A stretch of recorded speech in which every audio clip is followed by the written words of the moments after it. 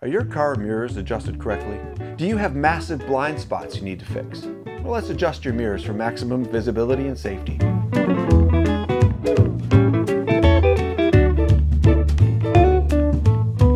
Let's start with the rear view mirror.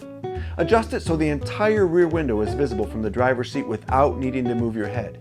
Oh, and here's a tip for drivers above 6 feet.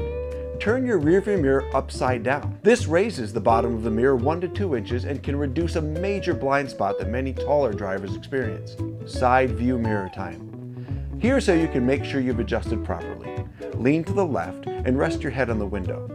Adjust the driver's side view mirror so only a tiny bit of the car's side is visible. Next, lean to the right on the center console. Set the passenger side view mirror so you can barely see the side of your car from this position. If your vehicle lacks remote mirror adjustment controls, get some quick help. If you're accustomed to seeing a sliver of your car in each side of the rearview mirror while sitting straight up, this outward viewing angle may be disorienting at first. Get used to these settings. Park on the side of the road and watch how passing vehicles move through your rear and side view mirrors. When you're ready, head out into traffic and put your new mirror settings to the test.